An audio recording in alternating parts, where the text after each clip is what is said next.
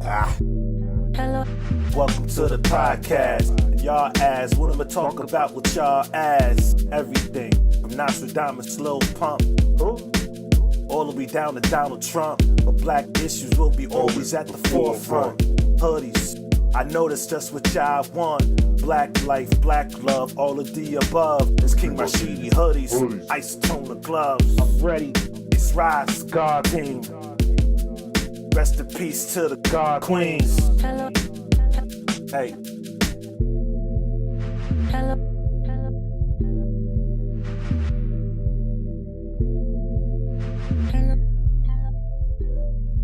Peace, y'all. What's going on? I want to welcome you all back to another dope-ass episode of Hoodies, the podcast, session 23, man. I'm King Rashidi.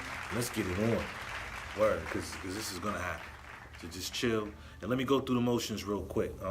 First of all, you already know how it goes down. Shout out to the Skill Youth Chess Club. It's the mentoring program specifically designed for black boys. For those of you who don't know what it's about, go back to podcast 1. For those of you who do, and for whatever reason forgot the link, you can go to paypal.me/skill the barbershop or cash.me/$skill YCC. All donations are accepted, of course. You know what I'm saying? However, $20 and better receives a free gift. I thank you in advance for your donation and also for investing in the mentorship of black boys. I would also like to take the time out to give a warm show of appreciation to all the parents. Your trust is invaluable, hands down. Your trust is invaluable. I thank you all for trusting the minds of your sons with me.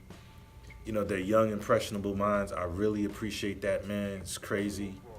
Man, I can never say enough about the trust. I mean, since this program has started 3 years ago, I've written letters of recommendation. This is no brag. Letters of recommendation. Whenever there's been some things popping off at home, it's just real dope how the parents, you know what I mean, will come to me to go to their child to, you know, some sort of, you know what I mean, to kind of help to rectify some issues that may be popping off at home. I'm extremely appreciative. I'm extremely humbled. I thank you for your trust, and I promise you I won't let you down. All right? All right. I love y'all, man.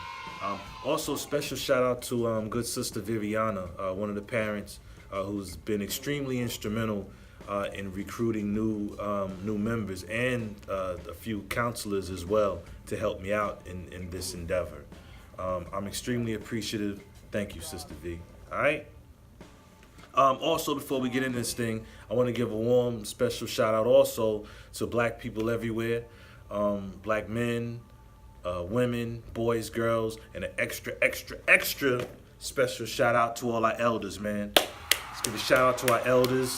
They put up with everything, man, and they still here giving us knowledge, showing us the way, you know what I'm saying? And even if you didn't do nothing, you're still showing us what not to do.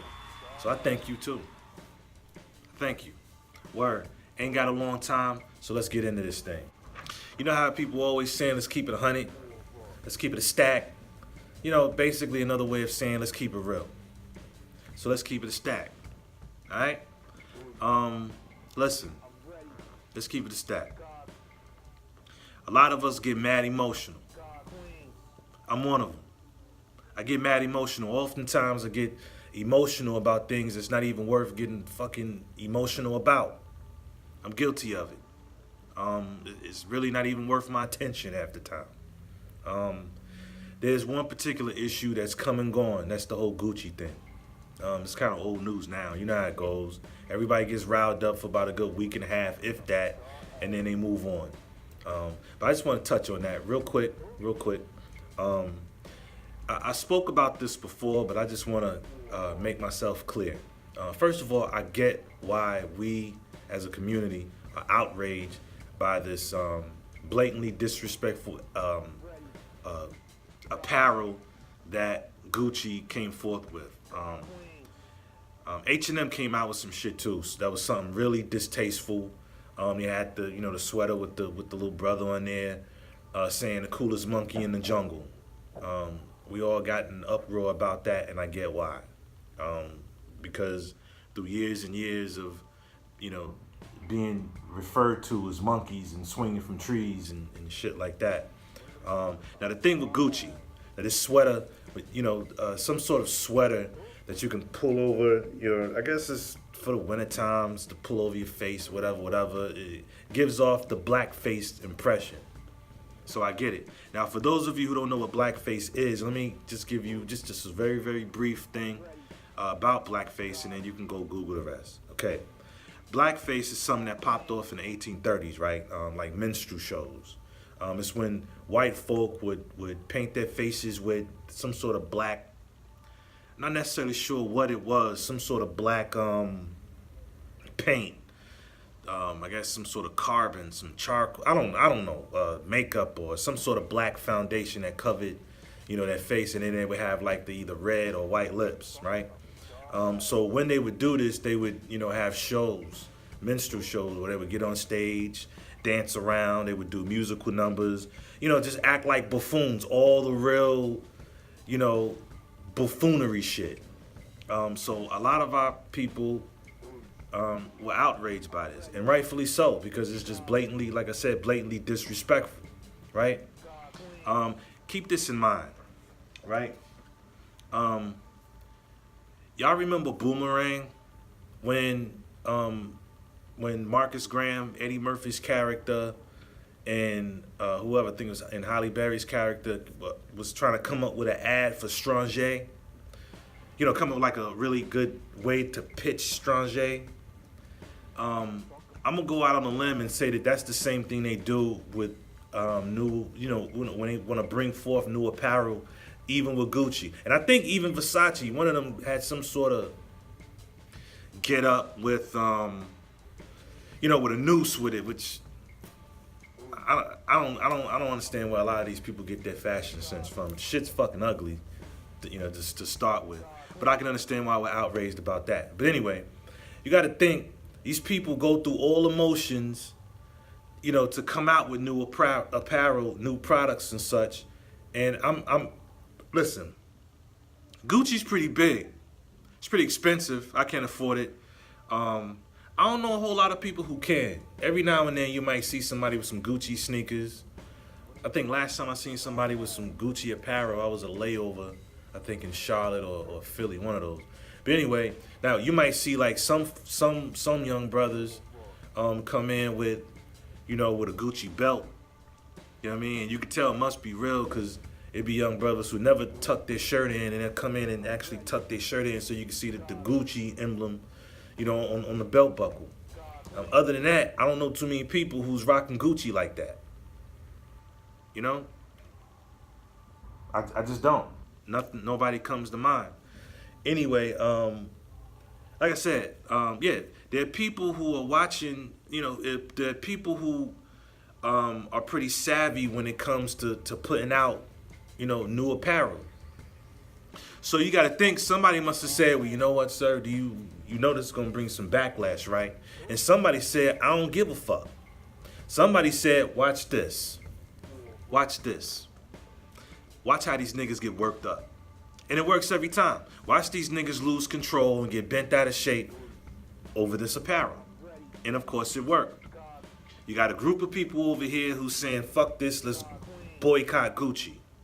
And then you've got a certain amount of people who's like, man, fuck that. I'm gonna spend my money wherever I want to spend it. I'm somewhere in the middle. On one end, I understand why people feeling ways, because it's disrespectful. It's fucking respectful. And then you got some people over here who's like, man, like I said, I want to spend my money where I want to spend it. And I agree, they should spend their money where they want to spend it. I understand why the people over here are feeling the ways about the people over there. Mind you, both groups of people are black. I understand why the group of brothers and sisters over here are feeling the way toward those people, because these people over here are looking at them like, yo, don't you see these people are disrespecting us? They're being blatantly disrespectful. Spend your money somewhere else. I get it. I spoke about this before, and I wasn't very clear. Trust me, I get it. I still feel as though people should spend their money wherever the fuck they want to spend it. Because if that's the case, then you're going to have to take this, you got to keep the same energy about everything. And for whatever reasons, we don't. T.I. also came out with, he's spearheading a boycott. Not necessarily sure. Not necessarily sure if he's still, if that's still popping or not. But he's spearheading a boycott of Gucci for 3 months. And I'm sure he's got his reasons. I don't know the full ins and outs. At first I felt the ways about that. Like, what the fuck we supposed to do for after the 3 months? Go back and shop with them again? You know, and then I started thinking, well, you know what I mean? That's kind of stupid because a lot of black folks can't even afford that. But then I started thinking, well, maybe this boycott, maybe it's geared toward people who can afford it. Now that makes sense. Okay, so he's calling for a boycott for those persons who can afford Gucci. I mean, I'm still not 100% with it. I'm with the boycott, but not just for 3 months. I'm with the boycott for good. Instead of boycotting them, this is just my humble opinion. Instead of boycotting them, you know, for 3 months, just to see if, you know, just to see what happens, how about saying fuck them altogether, and for the next 3 months, let's come forth with an alternative, and let's say for the next 3 months, let's rock with these designers. Let's rock with these high-end brands for 3 months and see what pops off. Let's see if we can get them popping now. That sounds better to me.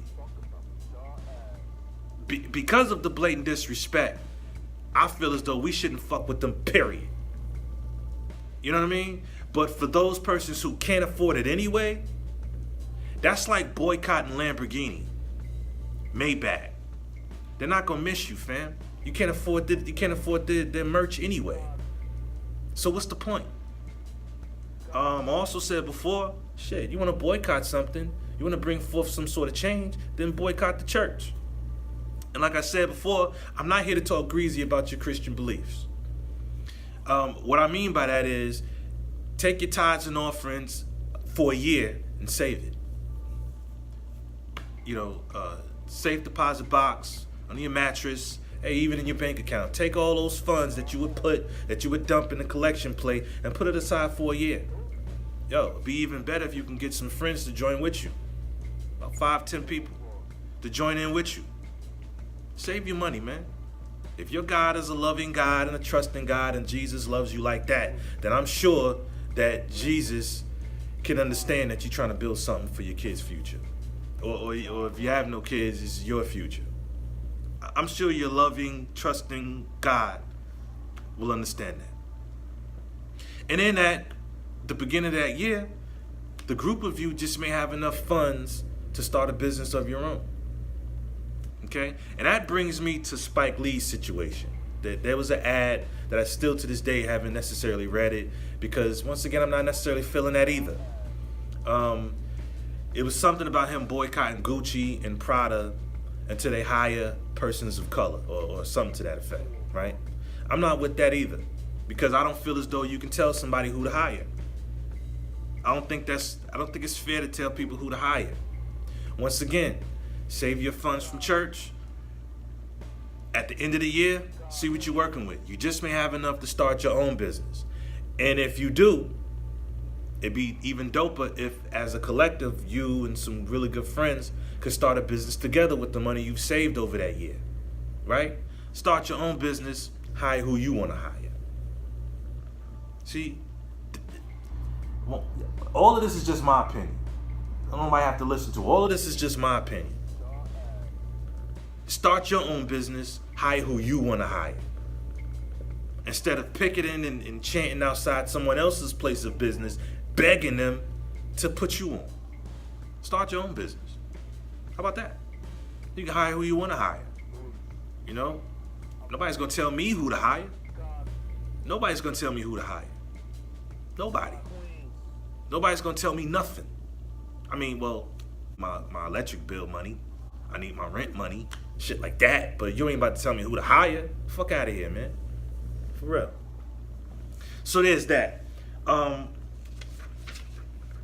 Listen, I'm personally, I'm sitting this one out as far as boycotting Gucci because, like I said, I can't afford it. For me to boycott Gucci, it's pointless. For me, I feel what T.I.'s doing. If you're speaking specifically to those persons who can afford Gucci, that's what's up. That's what's up. You know, I would suggest that you just leave Gucci alone altogether. Hey, come out with some high-end A-Cool apparel. Push that. You know what I mean? Or if not, come with an alternative and let's start shopping with them with these black high-end brands for 3 months and see how hot we can make them. Let's stop imploding every time them motherfuckers do some fuck shit to us. We gotta stop, man. That shit is whack, man. We fall for it every time.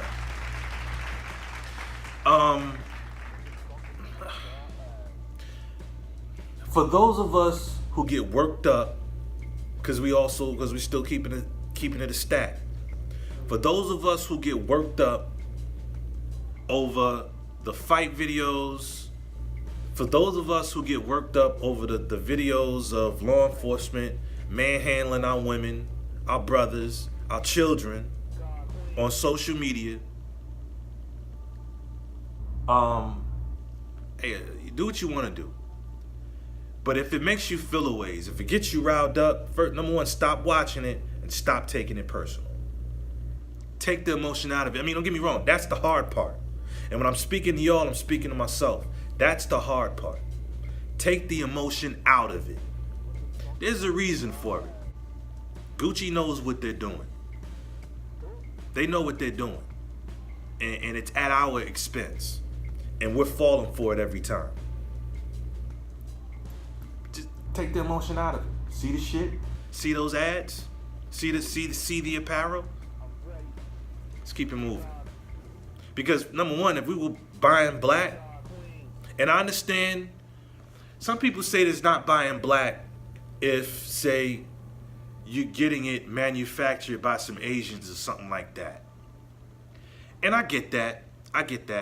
If you didn't get your merch from someone else black who got it from someone else black who got it from someone else black, a lot of our brothers and sisters feel as though then it's not necessarily black owned. And I can't argue with that. However, I would say that we got to start somewhere. Until we are able to manufacture our own or get machines to make our own hats, and I've got hats, Black Barbers Inc. hats. Queens. I've got Black Barbers Inc. tees. A lot of these tees are not made by, they're not even made in Africa. However, we got to start somewhere. There are a lot of shoe companies, black shoe companies, who are getting their shoes made and stitched up and all that overseas. The Asians are doing it. They bring it back.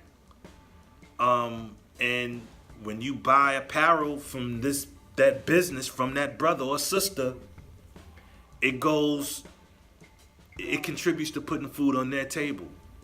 It also contributes to paying their employees who are black. So I get what people mean when they say that, well, you ain't black if you didn't get your merch, wholesale from other black folk.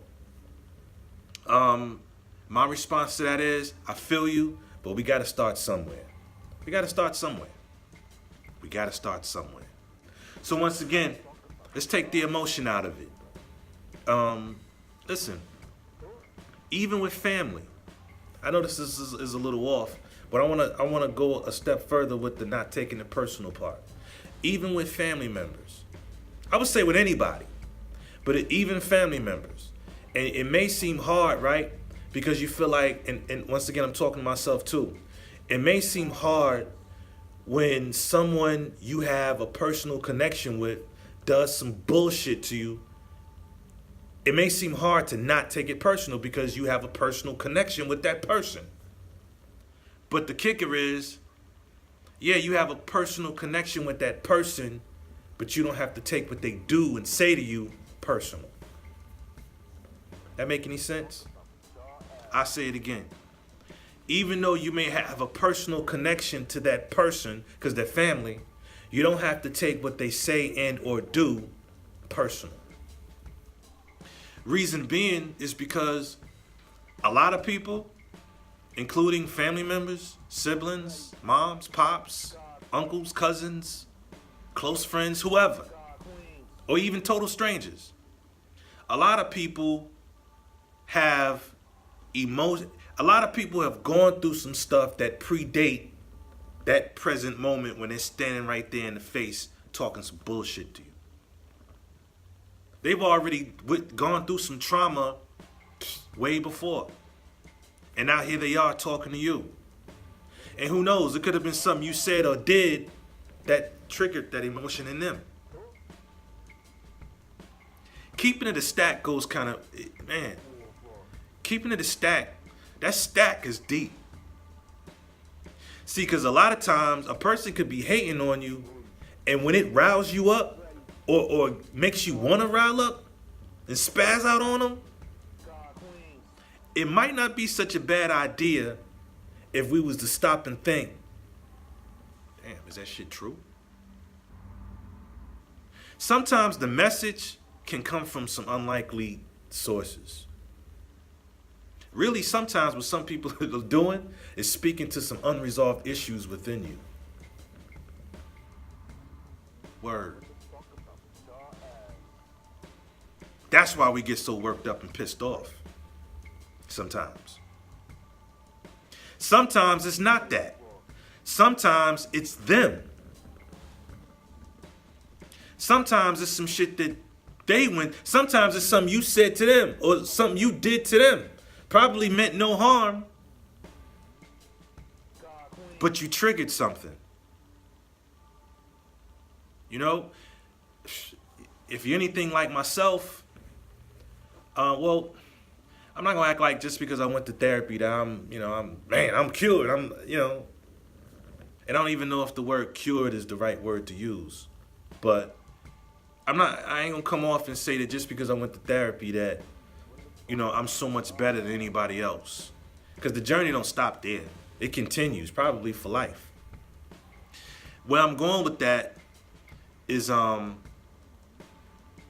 truth be told, a lot of us are dealing with some shit that predates that particular moment when you face to face with somebody and you like, what, nigga? The fuck you say? We're dealing with some stuff from our parents. Excuse me. Truth be told, I love you, and I may have said this before, blame it on my head, not my heart. I may have said this in a podcast before, but I didn't get a whole lot of it. It may seem little to some people, to some other people, but as a kid, I love you wasn't a term that was thrown around much. It just wasn't. And that's significant because as I became an adult, displaying love wasn't easy for me. It still isn't. What therapy helped me to identify when I'm on some bullshit. Now I can catch myself and think like, you know you on some bullshit, right? You know you on some bullshit, right? Man, go apologize. I'm still a work in progress. But I tell you another thing, therapy is also, therapy has made it to where I was able to have a conversation with my moms about some childhood stuff. And what was dope about that is that it was almost like she was waiting for me to have that conversation. She ain't front on me. It wasn't what are you talking about? It was none of that. She knew exactly what time it was, and we had a beautiful conversation. And it was insightful. Because during this conversation with my moms, I got some clarity in terms of why I didn't hear a whole lot of I love yous. She has gone through some trauma as a young girl. You know what I'm saying? And she even went on further to say that because of the trauma, it may have been instrumental in the men that she chose to be with. You know what I'm saying? So my experience is just an example of how a lot of times the interactions that we have with people, be it friends, family, or strangers, a lot of people I heard out here, a lot of people going through some shit if we're keeping it a stack. That's all the more reasons just simply to not take it personal. That's hard. Keeping it a stack, that's hard. It's hard not taking disrespect personal. Me personally, I don't take disrespect too well. You know, and in that sense, I'm sensitive. I used to hate that. I used to hate when people say, damn, nigga, you sensitive. I am sensitive. In the sense that I don't take disrespect too well. You know? You ever notice how you can disrespect some people and it rolls right off their back? It's nothing. It's nothing to them. You know, I ain't there yet, but that's where I want to go. I want to get to a point to where to where I don't care what other people think. As long as it's good, see, I'm about that universal law. All things good. As long as it's good, and it's good in here, fuck I care what people think. What they think means nothing. Real quick, if you are dealing with some issues from the past, you know, some past hurt, some past trauma, you know what I'm saying? And, you know what I mean? And you get into a space to where you don't want to deal with it no more. Or well, not deal with it. You want to deal with it. Well, you get into a space to where you want some help. And you want to talk to someone. I got just the place, fam. My good brother, who's also one of my clients, whose two sons are also a part of the Skill Youth Chess Club. It's good brother LeVar Kente, right? He's got his own business, right? A mental health business. It's called Universal Mental Health Services. And, if you're here in VA, right? It's 714 J. Clyde Morris Boulevard, Suite 180, and right here in Newport News, 23608. You can give them a call at the office at 757-706-3309. Tell them Rashidi sent you. That's one of the therapists there by the name of Angel Epps. She's a great therapist. That whole establishment does great work. Talk to somebody, man. Talk to somebody. It ain't a white thing. It's not a white thing. Get that shit off, man. Talk to somebody. It's not gonna be easy, but trust me, talk to somebody. And that's where you go. That's where you can go to get you some help. Don't be walking around here talking this bullshit about how much you love yourself. If you love yourself so much, then get some help. Get some help. Yeah. One more thing before I get out of here. I keep seeing this video with Monique and Steve Harvey. And the both of them are but the both of them have two different perspectives, right? On one end, Monique is like, well, too many people are getting caught up with sacrificing their integrity to get the bag. Whereas Steve Harvey's like, yo, we can't say what we want to say. We can't tell the truth out here. You know what I mean? We got to play the game is pretty much what I'm getting from his point of view. And I feel both of them. Once again, I'm in the middle. I'm not straddling the fence. I just can't help but to understand both sides. On one end, Monique is talking integrity. And that's dope. The other end,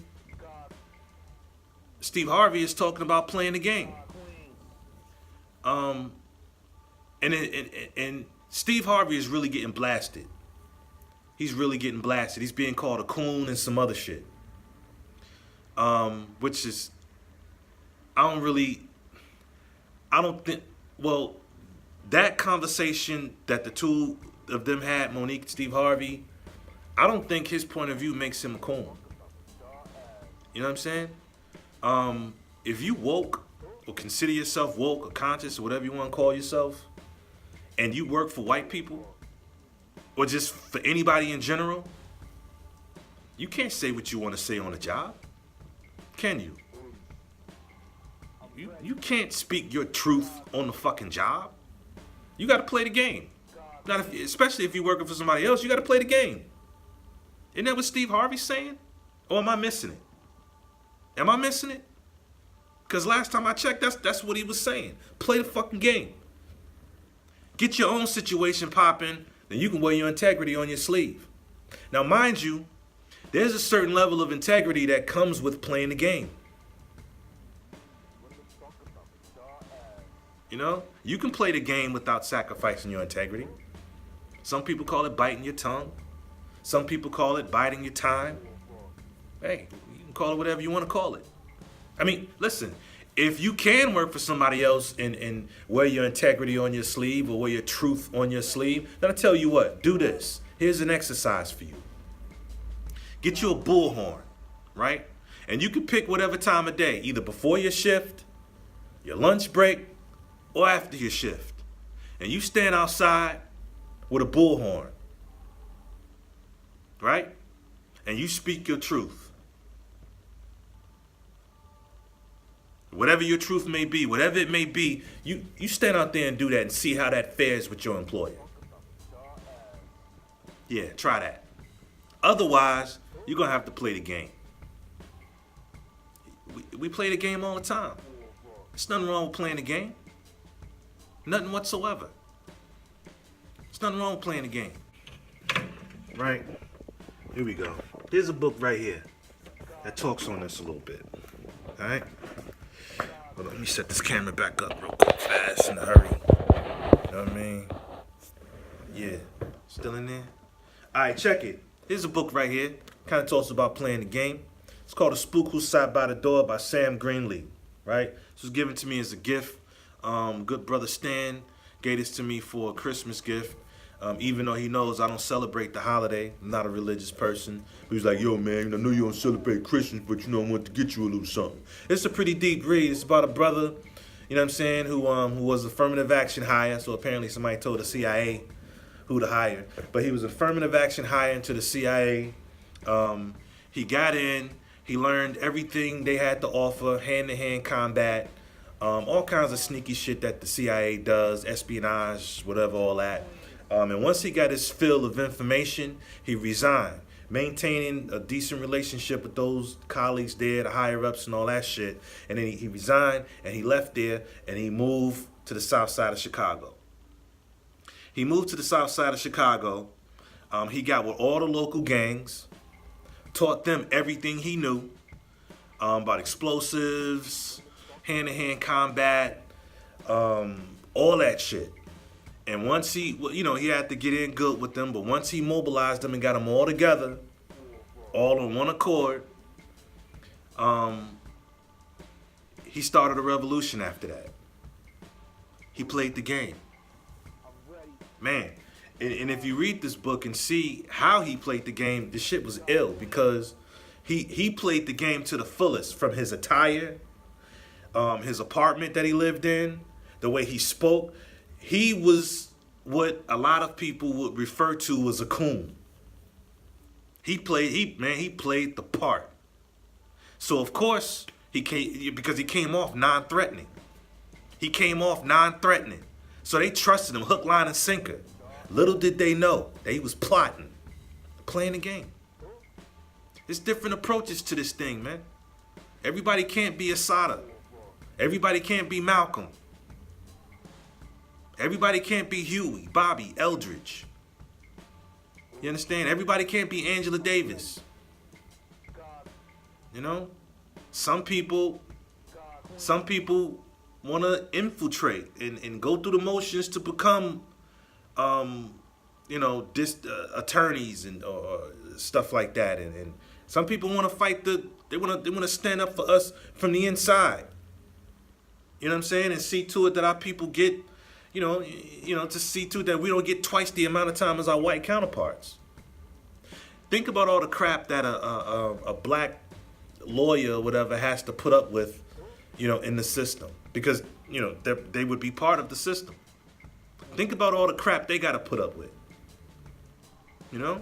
I'm sure they pulling some people to the side, and I'm sure they at the bar with another colleague who's running their mouth talking some shit, and they whoop that ass. I'm sure, but for the most part, they're playing the fucking game. They're playing the game. They have to. Shit, if we being real, we all have to. So for all you woke folk calling Steve Harvey a coon, you motherfuckers are playing the game too. Y'all playing the game. I mean, unless of course you have your own business. Now you can wear your integrity on your sleeve, on your chest even. You can do and say what the fuck you want to say.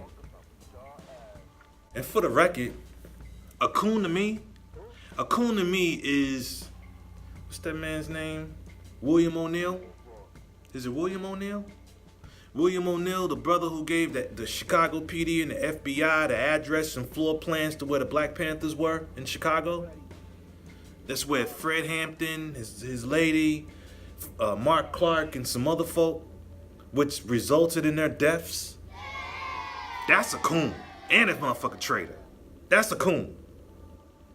A coon is a motherfucker who stands there with his fucking camera phone while one of our sisters or even a brother is getting manhandled by another dude or even law enforcement. Don't do shit about it. That's a coward and a coon. That's a coon. A coon to me is motherfuckers who get a bad service or product from a black business and then all of a sudden, oh, see, that's the reason why I don't shop with black people. See, I shop with anybody with good service. That's bullshit. We're the only people who say that bullshit. We're the only people. See, like Koreans and whoever, that's a standard for them. That's what they do. They shop with one another. Sure, they may get some bad business with one of their own, but they don't all of a sudden, oh, damn, fuck that, I'm gonna go start shopping with black people. Hell no. They may not do business with that individual anymore, but they're going to keep shopping with their own people. Believe that. A coon is a motherfucker who sees young little brothers and sisters in the hood wilding out and don't ever fucking try to mentor them. Or get someone who does mentoring to come talk to them. That's a coon to me. And you're also part of the problem. And I could go on all day. Playing the game don't make you a coon. You can keep your integrity and play the game, fam. You understand? You can keep your integrity and play the game. Now, should you choose to lead with your integrity, hey, Black Power salute to you all day. All day. All day. Just know the road's gonna be a little more bumpier. And that's what's up. You know what I'm saying? That's what's up. Let's just stop calling each other names because we choose different methods to get it. But let's keep it a stack with ourselves and ask ourselves, let's think for ourselves if let's focus on more important things like our diet. You know? Yeah. That's all I wanted to put out there, man. I love y'all. Word up. I love y'all. Thank you for listening. I'm King Rashidi. And this is Hoodies, man. Alright? Peace. To the podcast. What am I talking about? Who? Always at the forefront.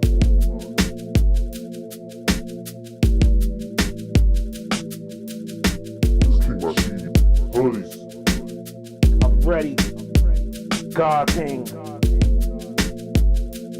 God Queen.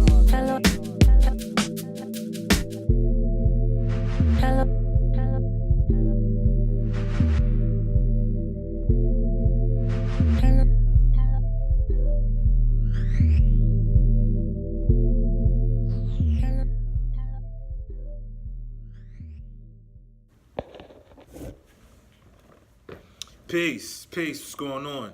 I'm King Rashidi, and I want to welcome you all back to another dope-ass episode of Hoodies, the podcast, session 23. It's Let's get right into this thing, man. I ain't got a lot of time left. Did I say I ain't got a lot of time left? Why don't I have a lot of time left? That don't even make sense. Peace, what's going on? Peace, what's going on?